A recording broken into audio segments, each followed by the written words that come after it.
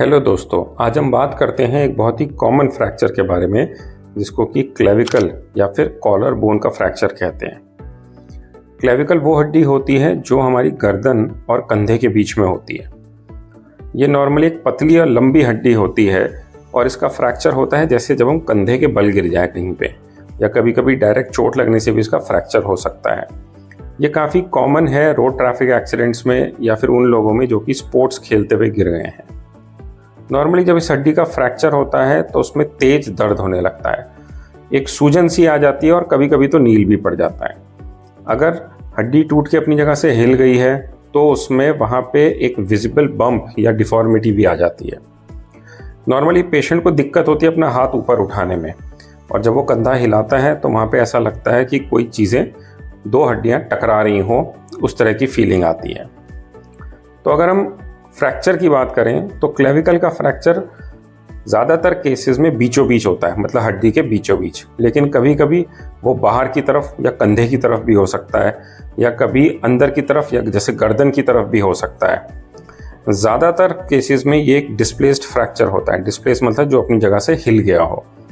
कभी कभी रेयरली ये कम्युनिकेटेड फ्रैक्चर होता है जिसमें कि छोटे छोटे मल्टीपल टुकड़े बन जाते हैं।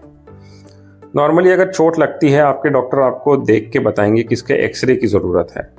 जब एक्सरे कराते हैं तो उसमें साफ दिख जाता है कि क्लेविकल बोन जो है वो टूट गई है। उन केसेस में जहाँ पे कि ये ज़्यादा हिली नहीं है और टूटे हुए टुकड़े एक दूसरे के टच में है या फिर ओवरलैपिंग नहीं है, हम नॉर्मली पेशेंट को आर्म स्लिंग देते हैं 3 से 6 हफ्तों के लिए। थोड़ी सी पेन मेडिसिन देते हैं और बोलते हैं हाथ का ज़्यादा मूवमेंट मत करना, और उसी से धीरे धीरे ठीक हो जाता है। लेकिन अगर ये फ्रैक्चर कभी हिल गया है, मतलब दोनों टुकड़े जो हैं वो ऊपर नीचे हो गए हैं या स्किन के अंदर दिखने लगे हैं, कभी कभी स्किन में भी इंजरी हो सकती है, उस सिचुएशन में सर्जरी की ज़रूरत पड़ सकती है।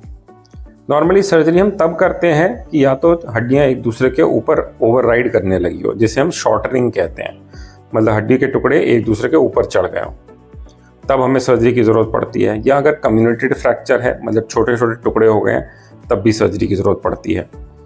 कभी कभी ऐसा होता है कि एक टुकड़ा जो है वो स्किन के नीचे आ गया एकदम। जब वो स्किन के नीचे आ जाता है तो हमें लगता है कि स्किन को फाड़ ना दे या स्किन को चोट ना लगे, उस सिचुएशन में भी सर्जरी की ज़रूरत पड़ती है।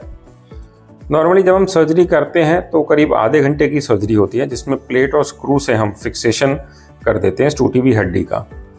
इससे फ़ायदा ये होता है कि जो नॉर्मल लेंथ है बोन की वो रीच हो जाती है, मतलब नॉर्मल लेंथ आ जाती है हड्डी की, अलाइनमेंट भी प्रॉपर हो जाता है और पेशेंट जो है अपना जल्दी मूवमेंट भी शुरू कर सकता है शोल्डर का।